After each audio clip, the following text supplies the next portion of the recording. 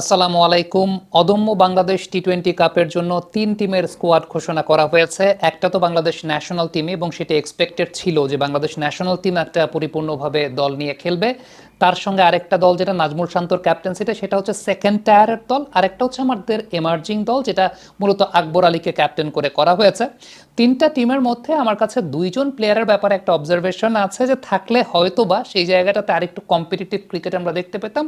একজন হচ্ছে সেকেন্ড টায়ারের যে টিমটা, যেটা নাজমুল শান্তর, সেই টিমটাতে সৌম্য সরকার থাকতে পারতেন। I am not sure Soumya Sarkar কেন নাই, হয়তো বা খুব সম্ভবত এরকম হতে পারে তিনি ছুটিতে আছেন, পিতৃত্বকালীন একটা ছুটির কথা আমরা শুনতে পাচ্ছি বিভিন্ন মাধ্যম থেকে, সেটা হতে পারে এই কারণে। আদারওয়াইজ সৌম্য সরকারের না থাকার তো আসলে কোনো কারণ নাই। আরেকজনকে আমি এক্সপেক্ট করছিলাম, সেটা হচ্ছে রুবেল, মিস্ট্রি স্পিনার রুবেল, যিনি রাজশাহীর হয়ে খেলেছেন। লাস্ট আমরা দেখেছিলাম যে কোয়ালিফায়ার 2 ম্যাচে মঈন আলীর উইকেট তিনি নিয়েছিলেন।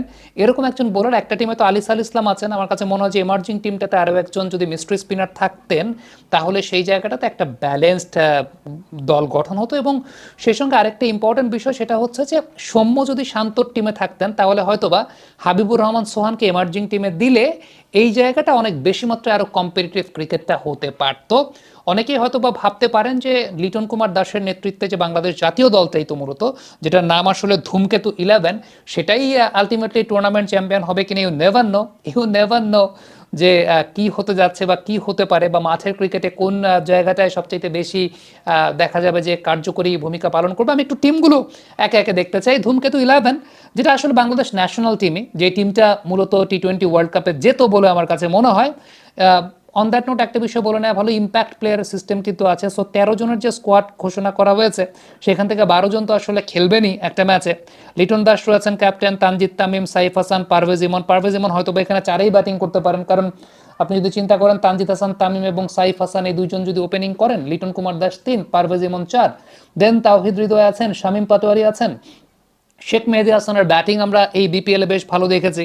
সেটা কতটুকু তিনি ক্যারি করতে পারেন সেটা একটা দেখার বিষয়। ঋষাদ তো থাকবেন। ঋষাদ আমার কাছে মনে হয় যে বাংলাদেশের এই মুহূর্তে মোস্তাফিজ এবং ঋষাদ দুজন বাংলাদেশের সবচেয়ে বড় তারকা এই মুহূর্তে।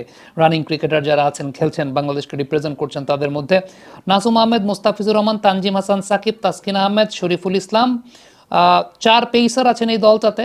আমার কাছে মনে হয় যে মোস্তাফিজুর রহমান এবং তানজিম হাসান, সাকিব, শরীফুল ইসলাম, মোস্তাফিজ এবং শরীফুল তো ভালো ফর্মে আছেন। মোস্তাফিজ শরীফুল ভালো ফর্মে আছেন। তাসকিনের ফর্মটা, এটা একটা matter of concern. Let's see Taskin আসলে কতটুকু নিজেকে মেলে ধরতে পারেন। আমার কাছে মনে হয় যে প্রত্যেকটা ম্যাচে যেহেতু 12 জন করে খেলবে, একজন ড্রপ পড়বে, ওই একজনের মধ্যে খুব সম্ভবত পেসারদের মধ্যে থেকে ঘুরিয়ে ফিরিয়ে খেলানো হবে। পেসারদের মধ্যে থেকে সবাই হয়তো বা সব ম্যাচ খেলবেন না, এটা একটা বিষয়। দুর্বার 11, যেখানে আসলে আমার কাছে মনে হয়েছে যে খুব সম্ভবত সৌম্য সরকার থাকলে ব্যাপারটা একটু জমে যেত আর কি, বেশ ভালো মতো জমে যেত। এই টিমটাতে হাবিবুর রহমান সোহান আছেন। সোহান হয়তো বা সৌম্য থাকলে অন্য যেটা এমার্জিং টিম, যেটা আকবর আলীর নেতৃত্বে, সেখানে থাকতে পারতেন। আফিফ হোসেন ধ্রুব আছেন, শান্ত ক্যাপ্টেন, শান্ত তো বেশ ভালো পারফর্ম করেছেন। মাহমুদুল হাসান জয়, জাকের আলী অনিক, মেহেদী হাসান মিরাজ, নুরুল হাসান সোহান, তানভীর ইসলাম, আলিস আল ইসলাম, ইন্টারেস্টিং, আলিস আল ইসলাম, হাসান মাহমুদ, সাইফুদ্দিন, খালেদ আহমেদ, আল ফাহাদ, প্রত্যেকটা ভালো প্লেয়ার। মানে প্রত্যেকটা এই মুহূর্তে টাচে আছে। মানে ভালো প্লেয়ার বলতে হচ্ছে আমার খুব পছন্দের, এই কারণে বলছেন প্রত্যেকটা এই মুহূর্তে টাচে আছে। হাসান মাহমুদের নতুন বলের সুইং, আলিস আল ইসলাম নতুন বল, মাঝের ওভারগুলো তো বেশ ভালো বোলিং করছেন। সাইফুদ্দিন নতুন বলে বেশ ভালো হ্যান্ডি, ডেথ ওভার্সে সাইফুদ্দিনের ইয়র্কারের ব্যাপারে আমরা জানি। খালেদ আহমেদ 3টা ফেজেই বেশ ভালো বোলিং। আল ফাহাদও ব্যক্তিগতভাবে আসলে আমার খুব পছন্দের একজন বোলার। সো সব কিছু মিলে এই টিমটার বোলিং অ্যাটাকটা একদম জবরদস্ত, কিন্তু ব্যাটিং নিয়ে আমার একটু চিন্তার জায়গা আছে। ব্যাটিংয়ের জায়গাটাতে ইনিংসটাকে ক্যারি করার মতো খুব সম্ভবত নাজমুল শান্তকেই দেখতে পাচ্ছি। হাবিবুর রহমান সোহান এই কন্ডিশনে I am not very much sure about him. হ্যাঁ, if the condition is better, যখন বেটার কন্ডিশনে খেলা হয়, তখন সোহান টাইপের ব্যাটসম্যানরা অনেক বেশি মাত্রায় প্রভাব বিস্তার করতে পারেন। বাট এই টাইপের কন্ডিশনগুলোতে যখন খেলা হবে, তখন আসলে তাকে একটু বুঝে শুনে নিজের গেমটা খেলতে হবে। কারণটা হচ্ছে যে আপনি এসেই মারতে পারবেন না এই টাইপের কন্ডিশন। আরেকটা খুব ইন্টারেস্টিং বিষয় যেটা লক্ষ্য করলাম, সেটা হচ্ছে নাইম শেখ কোনো টিমের নাই। ডেফিনেটলি বিপিএলের পারফরমেন্স এবং সেই সাথে বাংলাদেশের টি-20 টিমটা এখন সেকেন্ড টায়ারে যারা আছেন বা রিপ্লেস করতে পারেন, এবং সেই সঙ্গে ভবিষ্যতে কারা টি-20 টিমটার প্ল্যানে থাকতে পারেন, সেই অনুযায়ী টিমগুলো করা হয়েছে। এবং সেই জায়গাটায় বোঝা যাচ্ছে যে নাইম শেখকে ওইভাবে টি-20 ক্রিকেটে সিলেক্টররা কনসিডার করতে চাচ্ছেন না বলেই মনে হচ্ছে। সৌম্য সরকারের ব্যাপারটা আমি জানি না, সৌম্য সরকারকে কনসিডার না করার কোনো কারণ নেই, কারণ সৌম্য সরকার সেখানে থাকবেন না, খুব সম্ভবত তার ছুটির কারণে হয়তো বা তিনি নাই। দুরন্ত ইলেভেনটার যে squad, Zishan Alam, Jawad Abrar, very good. Sohan থাকলে পরে বিষয়টা আরও মজা লাগতো।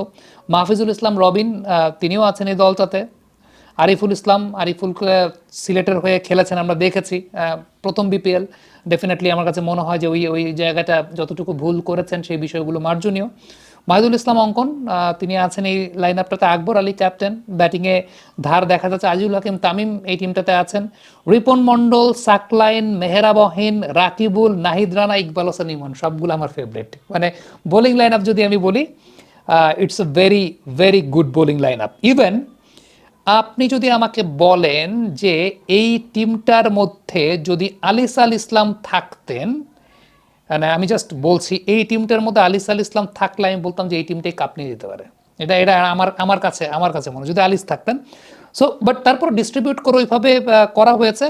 বাট আলিস না হলে রুবেল যদি থাকতেন আমার মনে হয় যে আরেকটু কম্পিটিটিভ দেখতে পেতাম। আমি রুবেলকে এখানে এই কারণে মিস করছি, আমার কাছে মনে হচ্ছে যে এই জায়গাটায় আপনি হয়তোবা রুবেলকে ইন করাতে পারতেন, একটা মিস্ট্রি স্পিনার। যেহেতু আমরা টি-20 ক্রিকেট নিয়ে কথা বলছি এবং টি-20 ক্রিকেট নিয়ে কথা বলতে চাইলে আমাদের কিন্তু ওই টাইপের স্পিনারদের উপর ইনভেস্ট করতে হবে, এবং যেহেতু এই বিপিএলটা তিনি খেলেছেন, তিনি হয়তোবা একটা চান্স ডিজার্ভ করতেন। এনিওয়েজ, মেহরাবহিন আছেন, তিনিও বোলিং করতে পারেন। আজিজুল হাকিম তামিম বোলিং করতে পারেন। বোলিং অপশন কিন্তু অনেকগুলো আছে এই টিমটার। আমি যদি বোলিং অপশন চিন্তা করে দেখি তাহলে নাহিদ রানা পেস বোলার আছেন, রিপন মন্ডল, নাহিদ রানা বেশ ভালো। আব্দুল গাফফার সাকলাইন মিড ওভার্স এই কন্ডিশনে one of the best bowlers. Iqbal Hossain Emon সেই জায়গাটা আছেন। হয়তো ইকবাল হোসেন ইমন ইনিশিয়ালি ম্যাচ খেলবেন না, এরপরে হয়তো বা নাহিদ রানাকে ড্রপ করে ইকবাল হোসেন ইমনকে খেলানো হতে পারে, খুব সম্ভবত, আই এম নট শিওর। কিন্তু আপনি বোলিং অপশন যদি এর সঙ্গেও চিন্তা করে দেখেন, জিসানের বোলিং অপশন আছে, বোলিং অপশন আছে আজিজুল হাকিম তামিমের, বোলিং অপশন আছে সেই জায়গায় রাকিবুল হাসানের, অর্থাৎ বেশ ভালো বোলিং অপশন কিন্তু আছে।